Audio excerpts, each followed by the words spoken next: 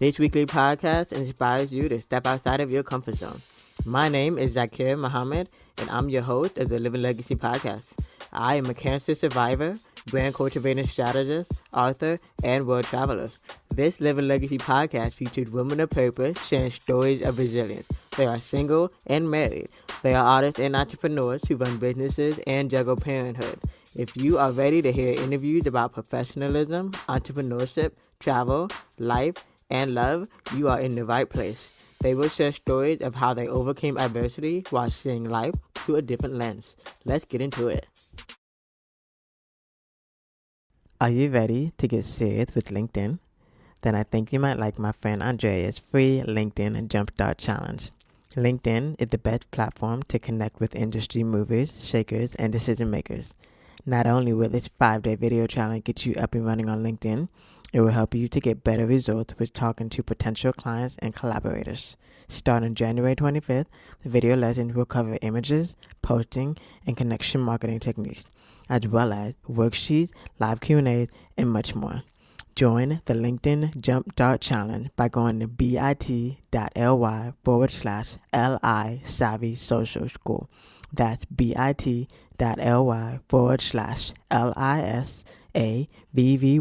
Social School.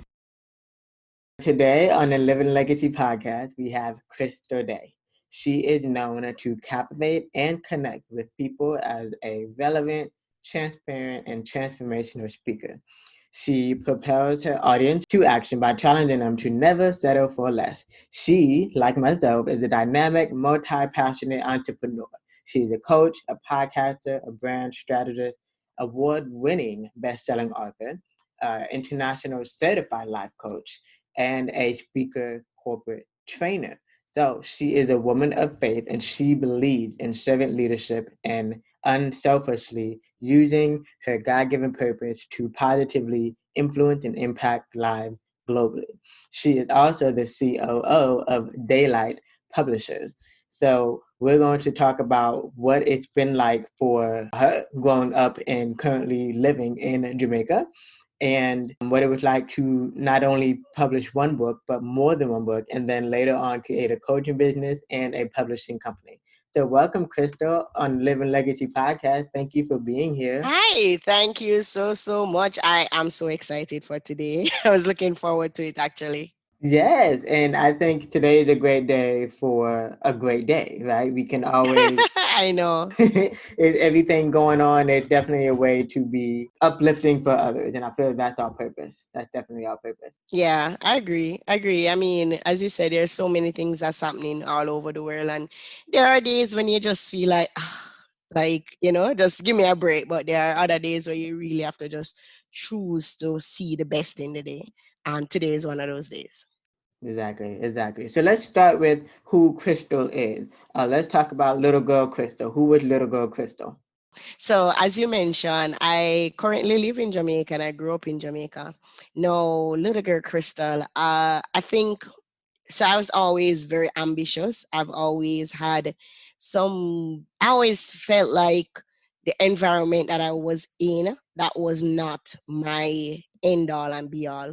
So just a backstory, I grew up in what we call the ghetto or inner city of Jamaica. And I put it, when I talk to my international audience, I said, picture the projects in the US, right? So there's a lot of poverty where I grew up, a lot of violence, just in the communities that I grew up in. But I've always tried to say, I'm so grateful for the parents that God had blessed me with, because like my father, he saw the value in education, and from a young age he instilled that value. So I will always be told that education is my way out of the inner city. Again, picture most of the girls in my community at 16, they are getting pregnant. The boys drop out of school by grade 9. A lot of them pick up guns. A lot of them get into stealing and robbery and stuff like that. A lot of the women, have 2, 3, 4 baby fathers. So that's a lot of what you will see around, you know, a lot of the girls also get into prostitution, and, you know, so that this is what I kind of saw, but I felt like I was sheltered. Like I didn't realize it was that bad until like I grew up and saw these girls doing these things, because one, my father was very strict, so I couldn't go outside, I didn't play. I tell people I can't ride a bicycle. Like, fun fact, Krista can't ride bicycle, right? Because I didn't get a chance to, I spent lot of time just reading books, studying, and trying to do good in school. But the outside of that, I felt like it was a fairly okay childhood. I love my brothers and sisters. I'm the eldest, and you know that the joy of my life were my brothers and sisters. You know, us sitting, you know, and dreaming about having businesses, dreaming about traveling. We didn't have family members that traveled a lot. We knew one and two persons, but we didn't have people like, oh, you know, you're getting a lot of things from overseas. You didn't have. I grew up having these big dreams, and through education, but basically that was what childhood was for me. You know, just, yeah, it was okay. I knew I was poor because you know, I remember going to bed without food. I remember going to school with one uniform for the whole year. I remember my parents have not paying the school fee, and you know, being embarrassed at school because the parents haven't paid the school fee. I remember these things, but I felt like there was just a resilience in me, and I think the motivator came from I wanted to do better for my siblings. That was big. I wanted to do better for them. So, you know, that's how, you know, I just, what childhood was like for me. I didn't know much about God. I remember my mommy telling me about God and telling me to pray. And I remember from a young age praying, and having faith that there was a God, and, you know, praying and negotiating with him, you know, God, if you help me to do this, then. So I remember that till teenage years. By the way, it's not too late to learn how to ride a bicycle. I will consider. So you talked about you read a lot growing up, and I think every great writer starts off being a good reader. So tell us how you got into writing your first book. So, you know, the funny thing is, I tell people I don't remember dreaming about becoming an author. Probably it's just something I've never seen. You just think that only, you know, popular people can become authors. So even through, I always wanted to do law because I always hear that I talk too much. So I was like, okay, lawyer, talk too much. Then when I was in like grade 11 thereabout, I was like, okay, I wanted to become a politician because, again, I grew up in the inner city. I'm like, okay, I love helping people, and how else to help people than through politics. I wanted to get into politics, and then I just kept changing my career, and then I settled for business. And I settled for business, one, because by the time, like, and I'm going to share how the book came in. By the time you finish high school, like my mommy had other children, so I'm like, she couldn't spend any more money on me. She had to spend the rest of money on, so I had to go and look a job, you know. And business felt like it was easy. I needed a degree. It was easy. I didn't have time to sit and study and challenge myself. I just needed to make money, get a degree, so I can help my parents. Fast forward, I think when I became a Christian, I remember distinctly when I became a Christian, and I remember I was just seeking God for my purpose. And it was just somewhere in between that the idea of a book came about. Again, by then I probably met like that was about 2015. I met like about two Jamaican authors. I'm like, whoa, you know, whoa, how did you become an author? And, you know, I remember just kind of being very curious about this writing thing. And yeah, I tell people, to be honest, like, I don't know. I know that while I'm a bright girl, or people would say I'm a bright girl because I did well in school and stuff, I don't think I was the writer, you know, that those writers that people, like I'm the best writer in the world. What I do know is that I love people and I wanted to help persons. And that's how the book was birthed. I just wanted to share my testimony of, how I became a woman of purpose. So I became a woman of, how I found my identity in Christ. And he kind of led me into writing. And after that I got studying the publishing industry, and the 9 years, like, oh, this could be a career, this could be a thing. Thank you for writing a book, and thank you for writing your story, because yes, we need more women from the diaspora and the Caribbean to be able to do that, especially for the publishing company. As soon as I saw that you started DayeLight Publishers, I'm like, that you're already taking the less taken path in a good way. So that's a very good thing. And I feel like we're also similar though, because I did good in school, but English was my best subject in school. But I didn't think of being a writer. I wrote in my journal, just to stay sane during school, but that was it. Yes. Like you do, like, and I think sometimes and if your listeners are listening, sometimes the things that come so naturally for us, we don't realize how powerful it is to our purpose. Because even speaking, I remember I tell people, when I was leaving high school, I got like the top grades, and they nominated me as valedictorian, and I said, hell no, because nobody will ever get me to speak on a stage. Like, I was that terrified of speaking. Like, I love to talk, but the idea of talking in front of persons, like, I just did not think that was something I'm capable of. And similarly with writing, and look at me now, it just is like writing and speaking and coaching are like things that comes like naturally, like breathing for me. And that's how I realized that purpose is really already in us. It's not like the external things that I felt like I needed. It really was innate. Now let's talk about that journey to finding your purpose, because not many people are blessed to be able to find it, or they find it, but it loses them, and then it takes them a while to get back to it. So talk about what it was like to find that purpose. So I'll be lying to say the truth is, like, for me, I'll be lying to say my faith in Christ has not been the most paramount thing with purpose. But what I've learned on the journey is that a lot of times we are searching for this purpose thing as this big thing. And as I said, it's just something innate. It's not for you. And that's one of the things I realized. Like, God didn't place me on this earth for me to have the best education, have the big car, the big job. Like even though those things are great, the truth is the purpose and the true joy comes from serving persons. So when I remember just desiring, like, from I was young, I always wanted to mentor young girls. And that's because, again, I grew up in the inner city, and I knew that the mindset, like, if somebody didn't intervene in their lives to tell them that there was a different way to go, many of them would have gone down the path of, promiscuity and all of these things. So I started to just do things I was passionate about, and that came from serving people, serving teenagers, praying for women. The book, just came from me sharing my story as an inspiration.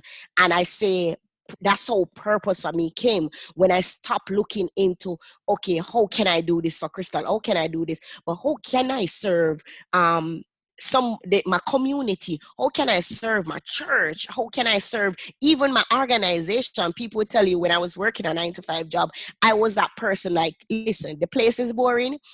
We have a sports club. I'm going to be the activities coordinator at the sports club, and I'm hosting events so that after work people have something fun to do, and I realized my purpose came in wrap up. It felt like, okay, it was helping women to live wholesome, godly lives. And that was it.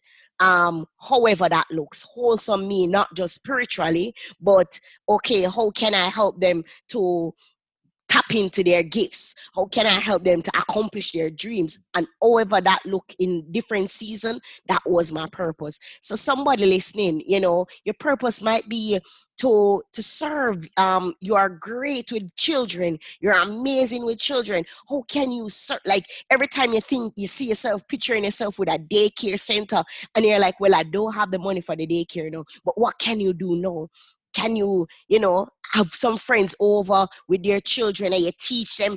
Sometimes see purpose as just being on a stage and platform, but is serving now. And for me, the Bible says, when I'm faithful with little, I would be blessed with much. And I've seen that in my life when I had conferences or when I have workshop with 5 teenage girls, right? And I was faithful in that. I know summer gone, August gone, I hosted a teen summit, a teen mentorship, 500 teens sign up. And I was like blown away because I remember when I was just teaching 5 teenagers, and I see how my purpose have evolved because I was faithful with little. Let's keep the conversation going. Follow us on social media at Living Legacy Podcast. Leave a comment, introduce yourself, and tell us how the podcast has inspired you. This episode is sponsored by my new book called Seeing Life Through a Different Lens, a survivor's memoir on overcoming adversity with resilience. You can visit zakiranayar.com. Absolutely. That's all it takes, to take the perseverance, the patience, and definitely being proactive as well. Those are definitely very important to finding your purpose. That's the 4 P's right there. That's a word right there. All right. So how many books have you written exactly? 6. 6.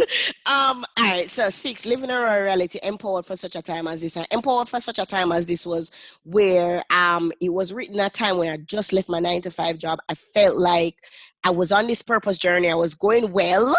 And then God told me to leave my job. And I was struggling with just who am I? Because I realized because I was a senior procurement officer at a government institute, right? So I realized when I was no longer the senior procurement officer, somebody asked me, Krista, what you are? I struggled to say I was an author. I was a speaker. Like, it didn't feel good. It didn't feel as prestigious. So that was birthed from me. I'm reminding women again, that their calling is powerful no matter how minuscule you think it is, whether you're a stay-at-home mom, whether you are just a solopreneur, you are the only person in the business right now, like, it is powerful. And that was what then I had become a Christian life coach. I have a devotional. I have a devotional for teen and young adults, and I have a Living a Raw Reality teen edition that was written with I mentored 12 teen girls and helped them to birth their stories, and they wrote that. So that is an amazing book because the girls are sharing their story of, being raped, and these are teenage girls coming out. So that was a powerful project for me. So yeah, I think it's 6. I do have other projects in the pipeline, but the truth is, I started my publishing company in 2017. Up since the last 3 years, I've published over 100 authors. And because I've been so busy trying to help other people birth their dreams, I've kind of put mine to a back burner for a little bit, just to help others. But eventually, I believe that the others will come to life. That's what happens also. When you're fulfilling your purpose is feeding you, that you tend to forget about, your personal project. But when the time is right, those personal projects will literally be like an alarm blaring, like, it's time. It's time to work. Yes. Now, what else do you do specifically? Why did you decide to become a coach? What kind of coach are you? So initially when I started as an empowerment coach because, again, I love women. I done my coach, like I felt like I was coaching all my life. So I was a teenager that at the end of the year, I will meet with my friends and like, what's your New Year's resolution? What are your biggest strengths and weaknesses? And they would be so annoyed because I'll be emailing, what are you, what, and things like that. So I felt like I've always been coaching. But when I came into the realization that there was more, I got certified as a life coach, and I started to do empowerment coaching just to kind of help women to walk in their calling, discover their gifts and stuff like that. Currently, I realized about a year and a half that I actually love coaching coaches. So here in Jamaica, I started to train Christian life coaches here in Jamaica. And I've done that probably about 150 coaches here, and mainly because I realized I can't do everything. People want relationship coaches, people want health coaches. So I've been training coaches. So currently, I only focus on book brand business. So I don't do life coaching anymore. Through writing books, I've discovered that I have to use a lot of my coaching skills, because a lot of persons come, especially when they're writing memoirs, and they are just not healed. They are just not in a place to share their story. So I find that I still have to do a lot of life coaching things.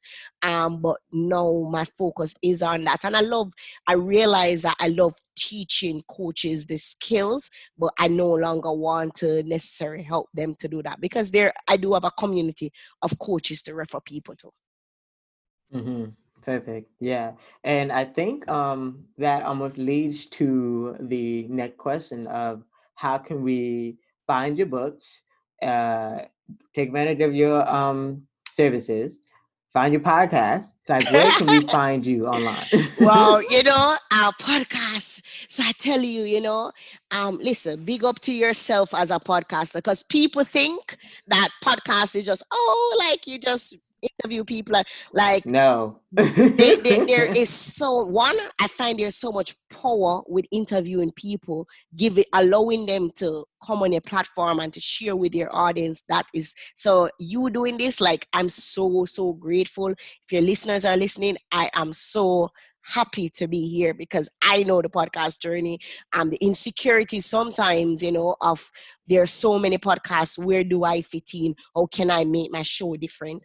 And, I got into podcasting this year after like 2 years, desiring this, but being afraid of my voice, being afraid of, what would people say? So shout out. So again, my podcast is Diary of a Jesus Girl.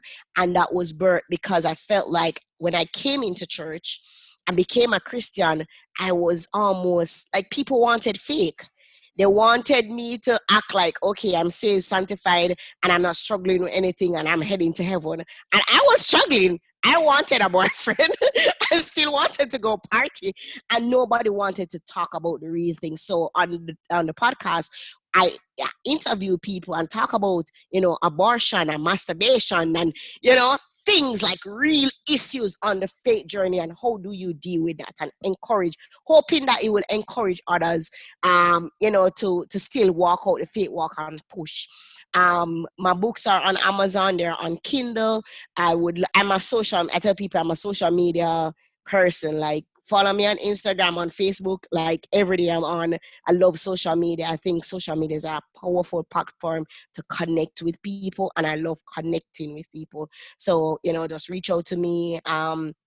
If you are interested to write a book, DayeLight Publishers, and I'm sure you leave the link. So DayeLight Publishers, I offer a complimentary session first, because I don't take on everybody as a client. I want to ensure that our vision is aligned, and also I can serve you, right? Because if I can't help, then I won't try to take you on as a client. So I do complimentary consultation just to hear more. And yeah, I just love people, helping people. For the book checklist, I do have a freebie, and it is Bentley bit/ly bestseller cheat sheet. So if you download that, you will get a course, and you get the checklist, and you will get ebook, just to help you to get started on your book writing journey. And for somebody that's listening, believe me, your book is wanted. I know that you're doubting because there's so many books out there, but believe that your message is so unique. There are many people talking about purpose, identity, but the truth is my book has gone to places that I've never been. And persons all over the world are being blessed because of my unique perspective, and that's what your book would offer. Yeah, I'll definitely also leave everything in the show notes, so everyone can find it. And now, before we go, I do have two fun questions that I love to ask all my listeners. You ready? Okay. I'm ready. The first one is, when this is all over, and people and more places open up to travel, where the first place you want to travel to? So let me cheat a bit, because even though we weren't supposed to travel, I went to the US. Oh. I went away in August, because my mom migrated last year. So I went up for my stepdad birthday. But to be honest, I'm hoping that I'll be able to make it on a cruise next year. I love cruises. I did one once, so I would love to do a cruise for summer next year for my birthday again. Wherever, somewhere Caribbean cruise, European cruise, whichever my pocket can afford at that time. But definitely, I want to do a cruise when all of this is over. I love that. I love that. Yeah, I got lots of family members that are cruise deprived right now, so I know. Listen, cruise are amazing. Free complimentary food, travel, like can't get better than that. I love it. And then the next question is, if you were, God forbid, to die tomorrow, what would you want your legacy to be? That's a interesting one.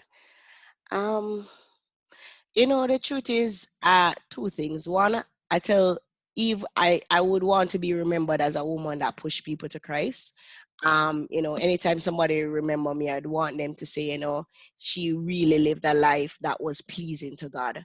Because boy, it would have been vain if me sacrifice all of this without, not making it to heaven in to see God. And then two, to be known as a woman that propels people to their dreams. I believe a lot of persons' life happens and they have forgotten their dreams. They are doubtful of their dreams. And I believe my life mission has always been to help people to realize that your dreams are possible. And the final thing, and I'm hoping that even after this I will be able to open a bookstore here in Jamaica, and that's a dream of mine that I'm hoping that if I leave soon it will be there, because I really want people to find love in books and to find hope in books. So I don't say hope, I say do, because it's definitely needed. Because I mean, Jamaica is known for the music, but what about the books, So Agreed. Yeah, and the positivity, like I find while we are like unfortunately known as a country, and which we didn't get into today, but we are known for the country. I think in terms of the top 10 countries in the world, with crime and violence, like a small country with 2.8 million, and we are in the top 10 of the most violent countries in the world. That's ridiculous. And unfortunately, crime is so high here. So, but there's just so many amazing people and so many amazing things that Jamaica has to offer. And sometimes it's lost in the weed that we are known for, and the music. So yeah, I do pray that Jamaica one day will be known for the literature and the hope that is offered through its people. And hopefully that Crystal Day is one of the names that will come to their minds. I think so too. And yeah, I mean, I've been to Jamaica. I went to Negril, but I flew into Kingston, went to Negril, but even then when I was there, I'm like, I felt safe there, compared to most people would be here in the US at this moment. So yeah. Thank you for that. and thank you for being on the Living Legacy podcast. It's been an honor. Thank you so much. I can't wait. And I love the name, Living a Legacy. I tell people all the time that a book leave a legacy. Like when I die, my books will be here, and that's why you write books. So yes, thank you.